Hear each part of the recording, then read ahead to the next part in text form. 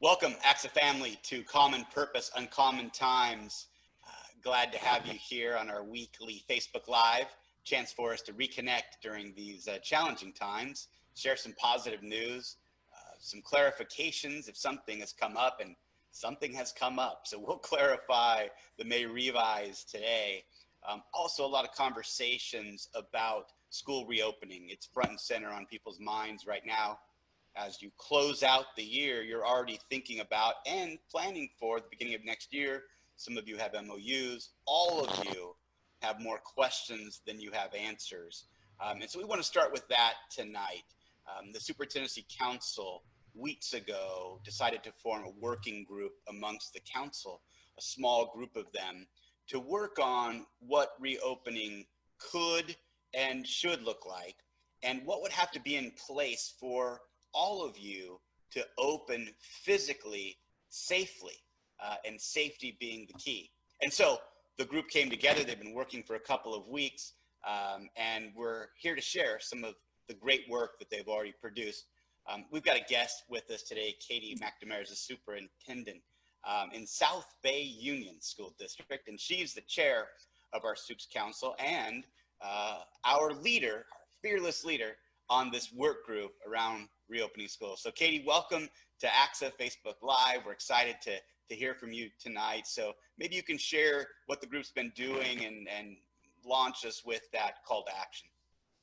Yeah, thank you, Wes. It's such a pleasure to be here, and it's always a pleasure to serve on the Superintendent's Council. I also want to thank you for letting superintendents from all over California join our Superintendent Council meetings on Thursdays. I think that's been a really nice way for us to be able to get information out that's really relevant and current. These really are unprecedented times. I know everyone keeps saying that, but this is a time where the more information we have as leaders, the better. So thank you to ACSA for beginning this school reopening planning group. It was a small and mighty team. And we really, as superintendents, needed ACSA's support in this area, because I know for me, I'm trying to figure out what reopening looks like in my region, and I know other superintendents who are facing the same kinds of challenges. So what we've developed together is a call to action for effective school reopening. And I think what will really help superintendents is all of these documents will really help each person thinking about their local level and what their needs are in light of the situation that we're all in. So one of the most important priorities I think that was important to the group was that our highest priority was on safety. That we just cannot come back and we can't just reopen schools without the resources that we need. And the ability to know that safety is our priority and safety is something that we can guarantee for families. And that's something that weighs on me quite often. I think the other thing that I fell in love with about the operating ideals for the team is the advancement of equity, that we needed documents that were going to be foundationally addressing the equity needs that we have. As the superintendent in South Bay, I think I used to worry about equity a lot as it was, but that has even accelerated in the last couple of months.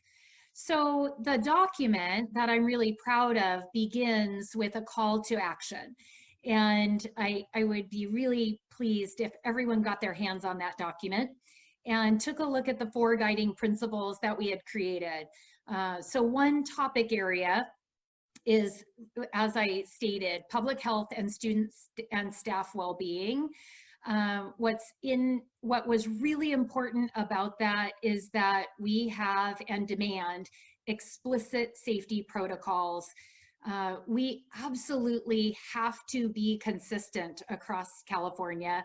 I just said to my executive team this morning, we have explicit protocols for whooping cough.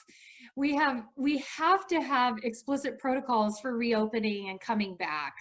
And we need explicit protocols in all areas of operations and based on scientific knowledge and some scientific knowledge that we don't have. So it really is a call to action and a demand that we need this kind of level of specificity and this level of consistency. There are a lot of superintendents who have great worries that they might be out on their own if we're not rowing together in this way. Well, it's an issue, right, that's become so hyper politicized, depending upon the area you live in, that it's politics really determining actions instead of science and research and facts and data. And, you know, we say it all the time that our leaders in the field, all of our leaders, site leaders, principals, co-administrators, superintendents, classified leaders, they're all asked to wear too many hats. And so now you folks are being asked to be public health experts, for heaven's sakes. That's the role of the statewide public health, right? And Yeah. I'm so glad that that's where your group started in demanding that there be a statewide standard for safely reopening relative to all those things, you know, that you mentioned. Anyway. Yeah, I so agree. I just listened to the governor at noon today, and counties are starting to reopen in this very gradual way. But there's data and science underneath it. And I know that we're going to need the same kind of thing to reopen schools. So then the next big area, of course, is teaching and learning. And we are also calling for clear expectations about that. Many of us are thinking about if we have to come back in a modified way in which it is difficult to teach children at the pace that we used to, then what does that mean? So it means that we need more essential standards and to really button down what we mean by essential, because we use that term already, but now we've got to boil it down even more to know exactly what we need to accomplish in each grade level. We need direction about how many instructional minutes and how many days, and we've got to know what the parameters are in order to reopen successfully. And I think for me, one of the things that I've learned in my local region is that essential doesn't mean English language arts and mathematics. It means essential English language arts, essential math, essential social studies, essential science. And for children who, like my dad, only went to school because of art, there are kids who really need that. And we can't just boil this down to essential in a couple of subject areas. But we really need guidance that allows us to address the needs of the whole child. That's my greatest hope. And I think that was the hope of the team. No, and I think that's going to be really, really important, Katie, especially as we hear state officials suggesting that, you know, that maybe more of the district should be opening virtually next year. And so you're turning to this virtual delivery, technology or otherwise, it's the Wild West out there. You have some folks that are doing daily instruction. You have some other folks where the instruction is by volunteer basis. And one of the things we say here at ACSA is that you can't depend on volunteerism to meet the educational needs of 6.3 million students. You have to be more intentional than that. You know, and so standards around daily instruction and engagement and tracking that engagement are huge for the state as well. Yeah. So as we think about, so the first two areas were public health and student and staff well-being. The second area was teaching and learning. The next two areas are supporting flexibility to drive innovation. In every crisis, there is opportunity for innovation and change that can be positive. I think about that every day to keep me in a really positive mind frame. And then funding was our fourth area. And as I talk about both of those, another document that could be really helpful to folks to see if it's a match to their district are the core values that we built all of these ideas upon. So as you're talking about where our direction is coming from, I think those core values documents really help for anybody who's interested to understand where we were coming from when we developed this particular call to action. So the third area, again, is supporting flexibility to drive innovation. Again, instructional minutes really come into play here. Student-focused learning strategies and how we're addressing student learning in a virtual environment. And then when we reopen, how a virtual environment and a distance learning plan might complement some face-to-face. when we have to be socially distanced and we can't have as many kids on campus, and what some of those strategies might be. Another document that I think is really favorable to look at is the scenario planning document. We just did a real brain dump of all of our best ideas about what do you need to be thinking about and what do you need to look at what do you need to be thinking about in assumptions, but also considerations for if you're distance learning 100%. Some parents are going to want just that for an awful long time. And then what do you do if you're sort of in this 50-50? In my district, we're thinking like a Monday, Thursday, Tuesday, Friday, half the kids come. If that's the scenario, what kinds of things does Katie McNamara need to be thinking about? So this scenario planning document really helps people know all the things that they should be thinking about. One of the people I admire is Julie Mitchell, superintendent, who said, hey, what if your 12 kids that are face-to-face are with the other 12 kids who are online all at the same time? And that got my teams thinking about some new ideas. So I think those consideration documents might give people ideas if they don't have a lot of thought partners the way I do. Yeah, and besides the group sharing, as you said, their ideas, we looked at what other states are doing. We're working with some of our national partners like Hanover Research. We're working with the Glenn Price group that's doing research on other countries and what they've done, what's worked, what hasn't worked. And so it really is intended to be the spectrum of things you might consider. And then your decision will be driven by the resources you have and the supports you have. It'll be about your variables. And so it's almost like, here are our variables. Okay, this is the one that works for us. So we're hopeful that if nothing else, it gives people a chance to think about things maybe they hadn't thought about, or to confirm that, hey, we're on the right track here. Right. I know for me, it's really validating because I feel like I'm just in some ways making this up as I go along. And that's gotten really uncomfortable. And I've always had a really steady, stable environment. And in many ways, this helps me feel like, okay, I'm thinking about this in the same way that other people are. And I really appreciate this sort of national and other state perspective that ACSA was able to provide. This particular work group has the benefit of resources from other states and other nations, and I think that's really making it more powerful than some of the other documents that I've been reading and looking at. You brought up resources. I think one of the things that we think about so much right now is, how are we going to have the resources to do what we need to do?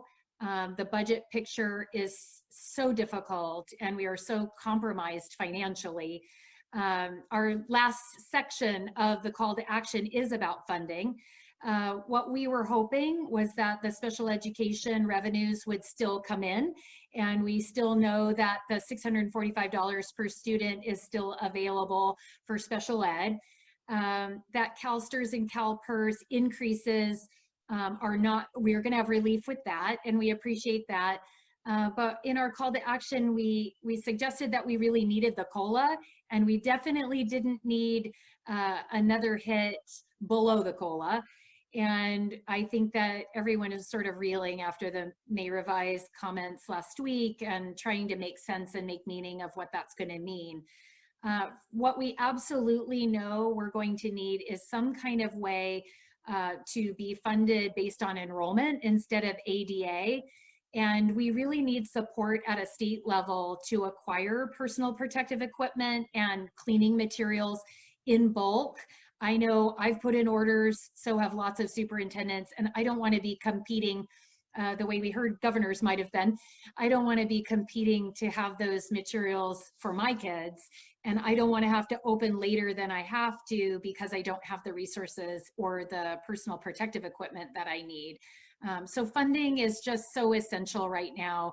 And there are many superintendents right now who just feel that if they can't open safely, they are going to refuse to open.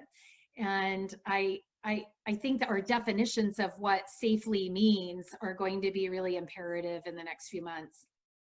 Yeah, Katie, you couldn't be more right on. And tonight we're going to have Edgar talk about some of the, the main takeaways from the May revise. And certainly I think everyone agrees that to do in-person physical instruction safely next year is going to take more, not fewer resources.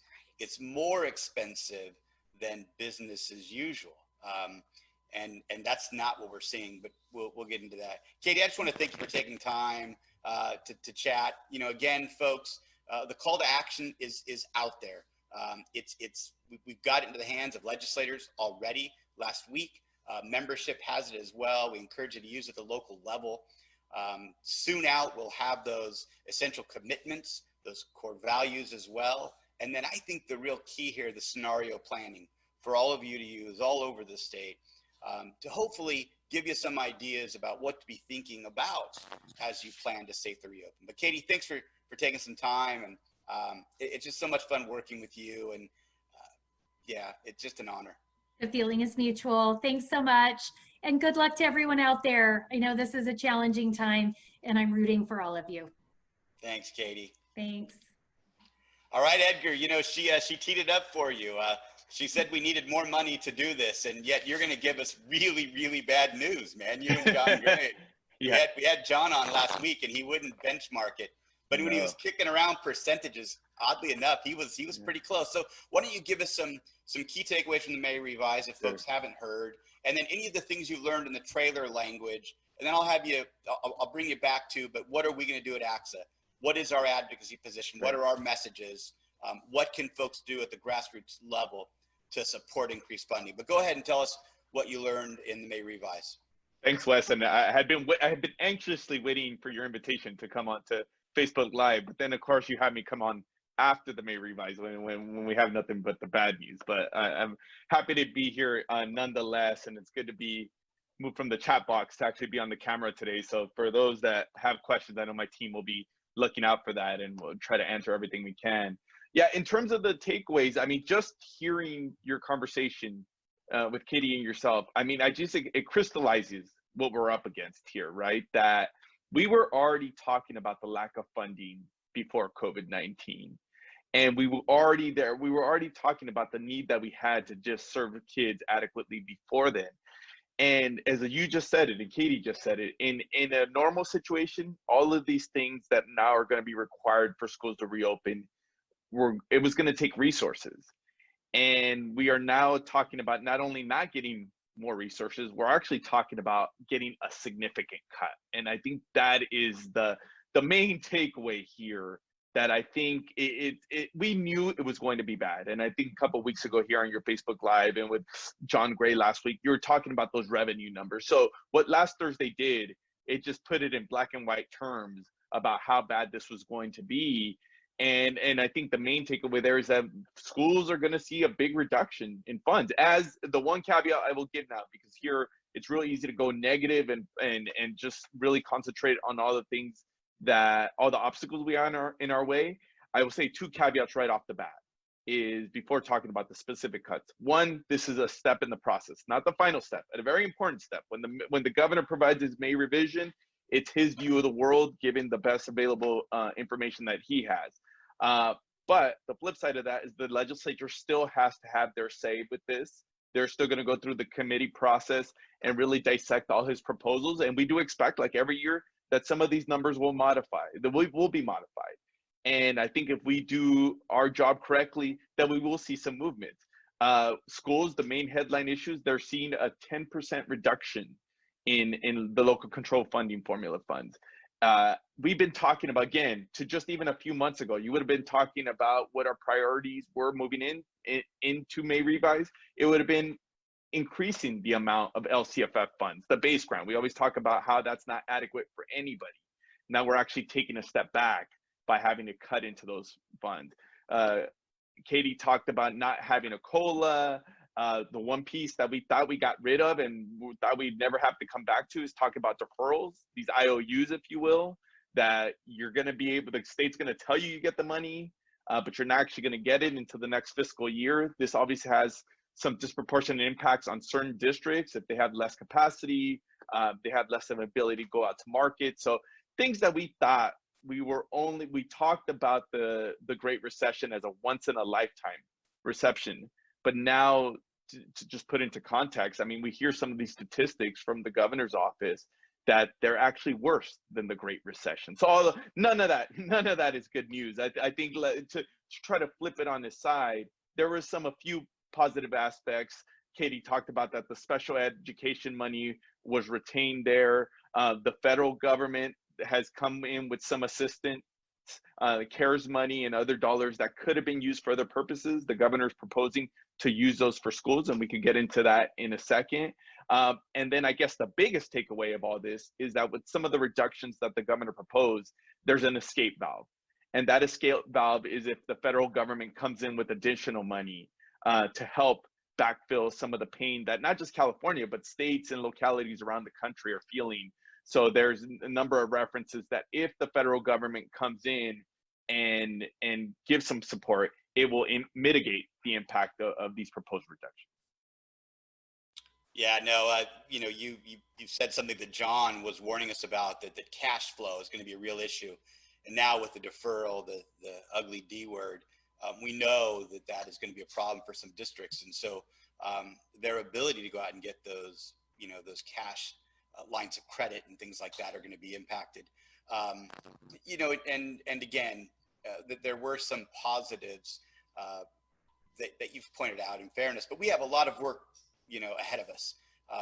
As we were saying, Katie and I, if this is our budget, if this is like it was with Governor Brown when the revise was the budget, then it's going to be tough for people to open physically in the fall. I've heard people saying that with this budget, it's 100% virtual and they have no options.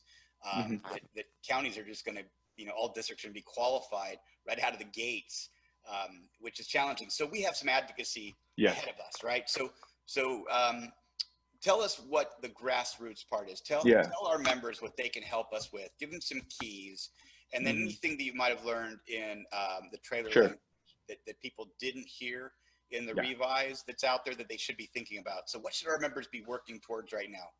Yeah, one big takeaway that always, when we're presented with news like this, it's reflecting upon the fact that our members are really good at one thing, and sometimes I feel like this almost backfires, that they're really good at making it work, right? They're really good about, no matter what we're given, somehow kids get served, kids are kept safe. And even if we look back at the Great Recession, achievement went up in a lot of those places.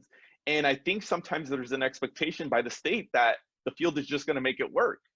And I love what you just had to say about like communicating to the state and almost pushing back. And like the question we don't often ask is that we make it work, but we often don't ask and push back and say, how are we going to make this work, right? Like if we don't have the resources, and even more important too, in addition to the resources, what Katie was talking about, if we don't have clear guidance on the health and safety protocols, the question we should all be asking back to our policymakers is, how do you expect us to do this, right? How is this going to work? And I do think that now we're hearing more and more of our members, more and more districts saying that unless we get some of these cuts mitigated, unless we're able to find a way to prioritize and get some more to the system, that schools simply are not going to be able to open in a safe manner.